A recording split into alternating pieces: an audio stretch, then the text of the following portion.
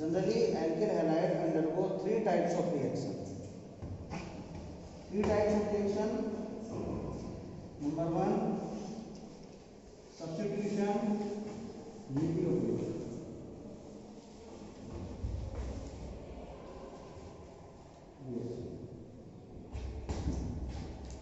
Number 2 elimination reaction. And number 3 reaction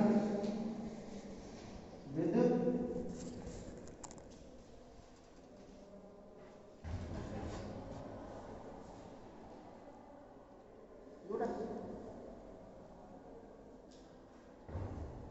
अब देखो बेटा न्यूक्लियोफिलिक सब्स्टिट्यूशन क्या है वो देखिए.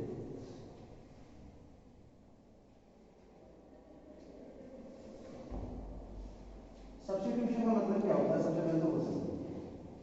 ये एल्किल हैलाइड है आपका,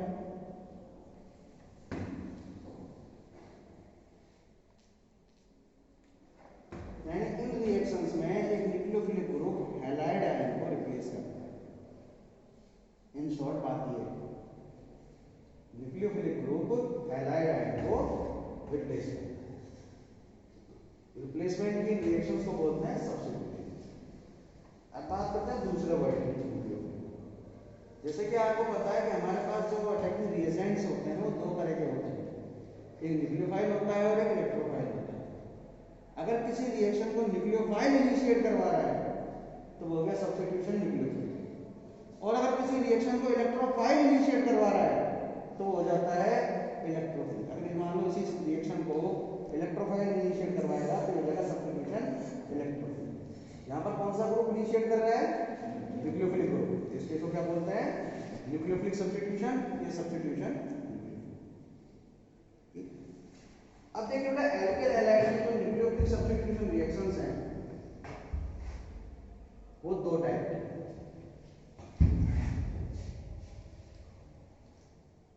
नंबर 1 सब्स्टिट्यूशंस न्यूक्लियोफिलिक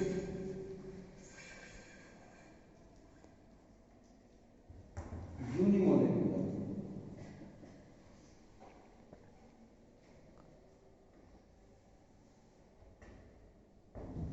दूसरी है सब्स्टिट्यूशन न्यूक्लियोफिलिक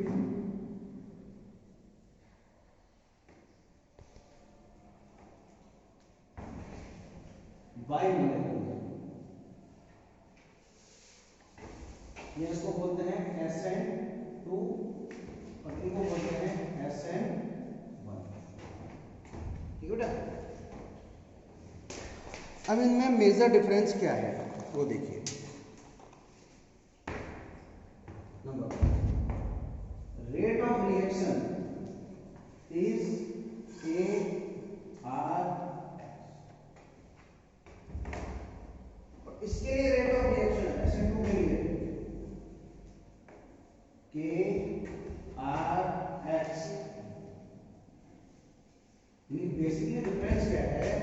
SN1 में रेट ऑफ रिएक्शन केवल एल्किल हैलाइड की कंसंट्रेशन पर डिपेंड करती है, लेकिन SN2 में rate of reaction alkyl halide और न्यूक्लियोफिलिक वो न्यूक्लियोफाइल दोनों की कंसंट्रेशन पे डिपेंड है.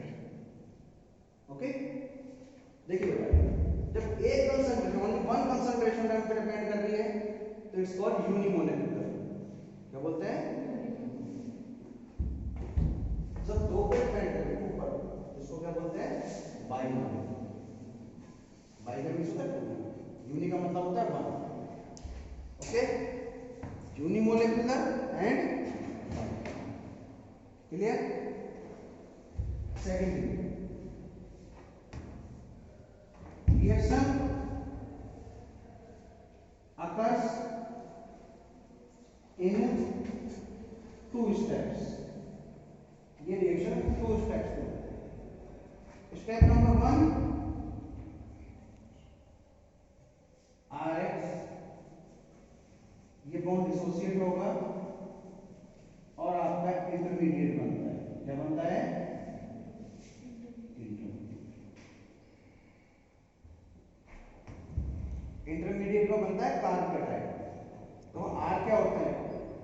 एल्किल ग्रुप R प्लस का मतलब है कार्बन के ऊपर पॉजिटिव चार्ज है, तो कार्बोकैटायन इंटरमीडिएट बनता है। सेकेंड स्टेप में R प्लस पर न्यूक्लियोफाइल अटैक करता है और आपका प्रोडक्ट बनता है।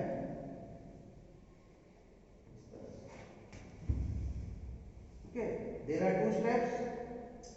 फर्स्ट के अंदर डिसोसिएशन होगा बॉन्ड का, सेकंड में formation of bond.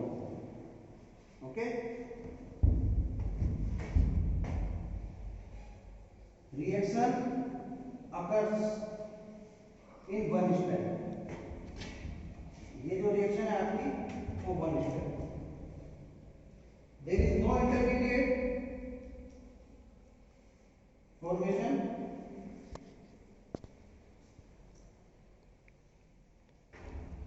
But transition state forms. क्या होती है यहाँ पर? Transition state. ठीक है, अब इनमें डिफरेंस क्या है वो समझिए। ये आपका एल्किल हैलाइड है,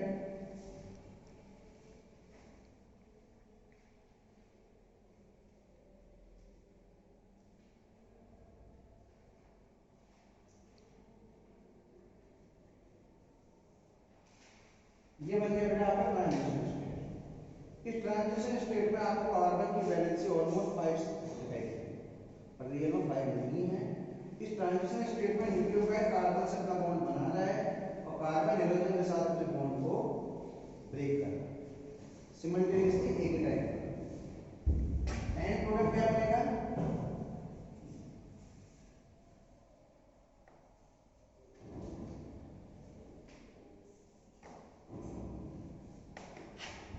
वही रिप्लेसमेंट हो जाएगा halide bar.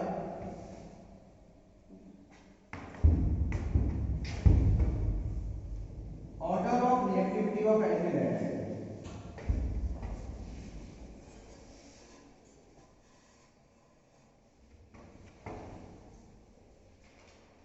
Order of reactivity क्या करता है वो समझिए।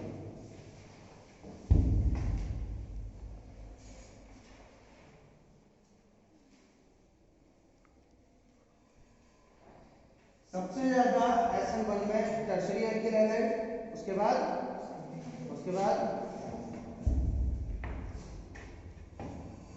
Order of reactivity in SN2 just opposite to SN1। 1 degree सबसे ज्यादा, then 2 degree and then just reverse हो जाता है। अब इनके रीजन क्या है वो समझिए। देखो बेटा, जब आप टर्शियरी एल्किल हैलाइड लेते हैं और वो SN1 के थ्रू रिएक्शन करता है, तो SN1 में भी हमने देखा इंटरमीडिएट बनता है कार्बोकैटायन, और जब आप टर्शियरी एल्किल हैलाइड होगा आपके पास, तो इंटरमीडिएट में जो कार्बोकैटायन बनेगा वो भी टर्शियरी बनेगा। ठीक है, तो इस वजह से जो टर्शियरी कार्बोकैटायन है, तो कार्बोकैटायन की स्टेबिलिटी का ऑर्डर क्या होता है? टर्शियरी कार्बोकैटायन सबसे ज्यादा स्टेबल होते हैं, फिर सेकेंडरी और फिर। ठीक है, इसलिए due to the stability of intermediate carbocation order ये बनता है। जिंदा के हिसाब से क्वेश्चन पूछ रही है ऑर्डर क्यों है? Reason only one line, due to the stability of intermediate carbocation. ठीक है, अब आइए तो सर यहाँ पर रिवर्स है क्यों? देखिए बेटा, यहाँ इंटरमीडिएट वाला सिस्टम है नहीं, ट्रांजिशन। यहाँ ये जो रीजन, इसका रीजन है वो है स्टेरिक हिंड्रेंस। क्या है? स्टेरिक हिंड्रेंस क्यों और क्या किस तरह इफेक्ट करता है वो देखिए। देखिए बेटा, ये जो मैंने लिया था यहाँ पर आपका प्राइमरी एल्किल हैलाइड। अगर मान लीजिए let's suppose it's a tertiary alkyl halide, तो इन H की जगह पर यहाँ पर एल्किल ग्रुप्स होते हैं। In the comparison of hydrogen atom, alkyl groups are bulky groups, यानी बड़े groups, and these bulky groups hindered the attacking site of carbon। hindered का मतलब होता है छुपाना, यानी अगर यहाँ पर जो बल्की ग्रुप प्रेजेंट होंगे वो कार्बन की अटैकिंग साइड को, न्यूक्लियोफाइल जो अटैक करेगा जिस जगह पर, उस साइड को छुपाते हैं। कुछ हिंड्रेंस की वजह से अटैक कम होगा, रिएक्शन कम होगा।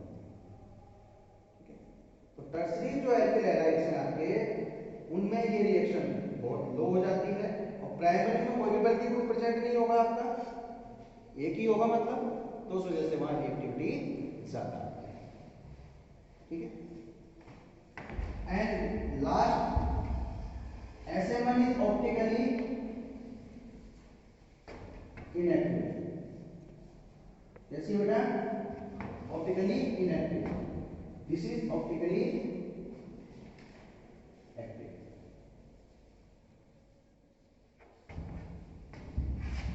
ऑप्टिकल आइसोमेरिज्म में सबसे पहली चीज है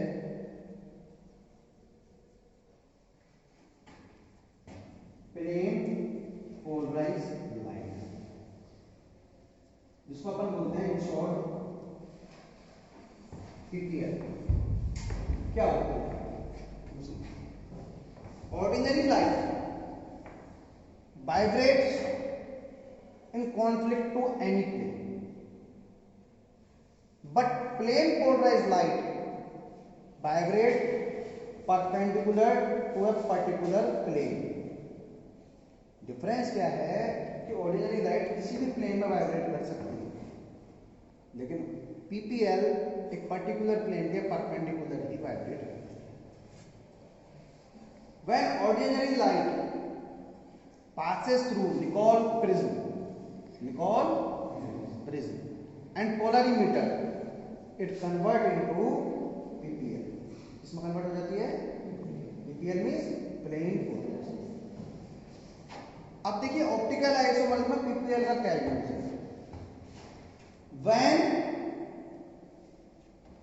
PPL strike on a compound, then the compound rotate the plane of PPL, plane polarized light, and there are two directions, either right hand direction or clockwise, or left hand direction or anti-clockwise। If a compound rotates the plane of PPL in right hand direction, then the compound is called dextro-rotated. This type? If the compound rotates in left hand direction, then it is called leg-rotated। Okay? And out? अगला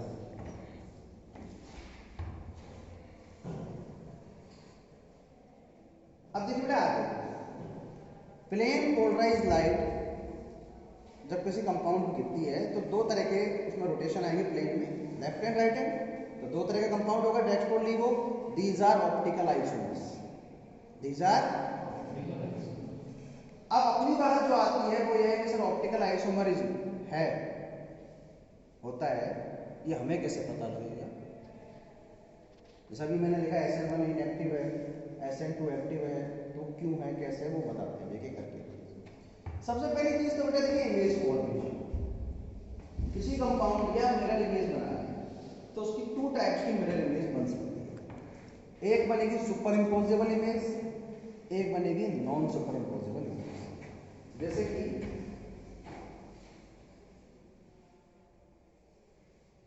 इस compound के हमने mirror image बनाई,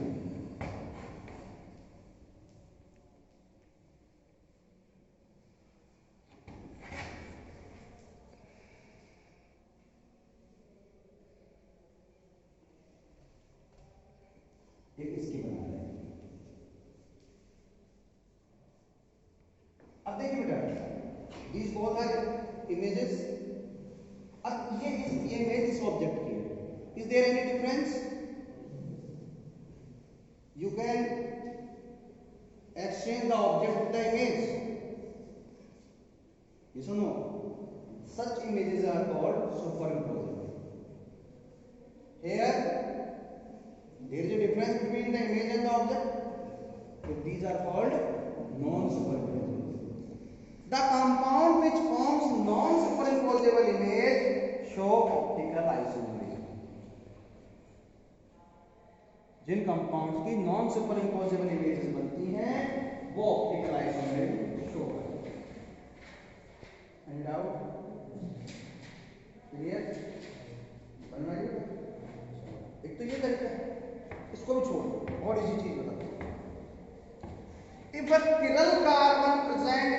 compound, if a chiral carbon present in the compound, then the compound is optically active. chiral carbon means क्या होता है बेटा? देखिए chiral carbon क्या है? कार्बन के ऊपर स्टार के साइन से शो करते हैं जनरली।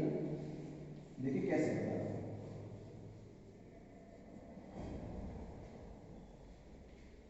ये आपका chiral carbon। chiral carbon means the carbon which have 4 different groups on 4 valencies. 4 different group on such carbons are called chiral carbon. अब किसी कंपाउंड में, जैसे ये कंपाउंड है तो इसको एल्किल हैलाइड बना देते हैं। अब यही कंपाउंड है, एल्किल हैलाइड है, chiral carbon प्रेजेंट है, श्योरली ऑप्टिकल आइसोमरिज्म शो करेगा। ये मैं SN1 और SN2 की बात नहीं कर रहा हूं, यहां पर कंपाउंड्स की बात होगी केवल। अभी वो अलग चीज है, वो रिएक्शन मैकेनिज्म है, उसमें क्यों डिफरेंस आता है वो अलग है। समझ में आ रही है मेरी बात? ये कंपाउंड ऑप्टिकल आइसोमरिज्म शो करेगा क्योंकि इसमें क्या प्रेजेंट है? chiral carbon। क्या प्रेजेंट है? chiral। और chiral carbon का मीनिंग क्या है? The carbon which have 4 different groups on 4 different valencies। Clear? अब आइए अगली बात पर। सर ये तो हो गया ऑप्टिकल आइसोमरिज्म। अब देखिए बेटा, जैसे मैंने अभी आपको बताया, अच्छा इस बार मैं इसका एग्जांपल देता हूं। 2019 का पेपर लेना है, उसमें आपको 2 कंपाउंड दिए हुए हैं, तो उसमें क्वेश्चन है which is optically active. Which is optically 1 mark का क्वेश्चन था ओनली। तो उसमें करना क्या है कि आपको दोनों की स्ट्रक्चर वही बनानी है। अब उसमें ये देख लीजिए कि जिस कंपाउंड में chiral कार्बन है वो ऑप्टिकली एक्टिव होगा और जिसमें नहीं है वो। अब करते हैं अगली बात। अभी बेटा जैसे हमने देखा कि ऑप्टिकल आइसोमरिज्म में there are 2 type of optical isomer, dextro and levo. If both the isomers are present in the mixture together, then the mixture is called racemic mixture। क्या बोलते हैं उसको? racemic mixture। and the process to form the mixture is called racemization, and the process to separate both the isomer from the mixture is called resolution of the mixture। racemic mixture, racemization and resolution। Clear? अब अपन आते हैं अपने topic पर कि sir SN1 और SN2 में जो optical isomerism का डिफरेंस है वो क्यों है, वो समझिएगा पॉज। देखिए बेटा SN1 में क्या होता है, जैसे आपका कार्बन, न्यूक्लियोफाइल कार्बन पर 2 साइडेड अटैक कर सकता है, 2 साइड से। और SN1 मैकेनिज्म में कार्बन की दोनों अटैकिंग साइड ओपन है न्यूक्लियोफाइल के, दोनों तरफ से अटैक करेगा, है ना? तो उसमें जो प्रोडक्ट बनते हैं टोटल वो 2 तरह के बनते हैं, 50% और 50%। SN1 में इसमें अभी 2 तरह के जो प्रोडक्ट है, अगर ये जो पहले वाला प्रोडक्ट आपका डेक्स्ट्रो है तो ऑब्वियस बात है दूसरे वाला आपका लिवो होगा। ठीक है? अब देखिए 50% प्रोडक्ट तो रोटेशन ला रहा है राइट हैंड साइड में, 50% ला रहा है लेफ्ट हैंड साइड में। नेट रोटेशन कितना आया? 0 आ गया, है ना? तो इसलिए ये कैसे हो जाते हैं? Optically inactive. SN1 कैसी हो जाती है? Optically inactive. समझ में आएगा? अब इसमें आप इसको रीजन और अच्छे से लिख सकते हैं, because in SN1 reaction there a racemic mixture forms and such mixture shows 0 rotation। racemic mixture का जो रोटेशन है वो 0 होता है। समझ गए? अब आपके एनसीईआरटी में क्वेश्चन दे रखा है इस तरह से, प्लस माइनस 2 ब्यूटेनॉल, ये कंपाउंड दे रखा है कि इसका शायद ऑप्टिकल ये बताया ऑप्टिकली इनएक्टिव है, ऐसा पूछा है। अभी प्लस माइनस का मतलब क्या है वो समझ लेता हूं बेटा। जब डेक्स्ट्रो को हम प्लस से और लिवो को माइनस से शो करते हैं, जैसा कि ये होता है +2 ब्यूटेनॉल, तो तो डेक्स्ट्रो रोटेटरी होगा। अगर ये होता केवल -2 ब्यूटेनॉल तो ये, और अभी प्लस माइनस हो गया, रेसिमिक मिक्सचर हो गया, और रेसिमिक मिक्सचर का रोटेशन कितना है, इसलिए ऑप्टिकली कोई दिक्कत। अब मैं बात करता हूं SN2 की। देखिए बेटा अभी हमने SN2 में देखा कि ट्रांजिशन स्टेट बनती है जब न्यूक्लियोफाइल कार्बन पर अटैक करता है, तो उसी टाइम पर हैलाइड आयन एक पोजीशन को ऑक्यूपाई किए हुए रहता है। मैंने क्या बताया था, कार्बन पर 2 अटैकिंग साइड है, यहां पर SN2 में एक अटैकिंग साइड को हैलाइड आयन ने ऑलरेडी ऑक्यूपाई कर रखा है, तो न्यूक्लियोफाइल के लिए कितनी बची, तो जो 100% प्रोडक्ट बनता है वो एक ही टाइप का बनता है।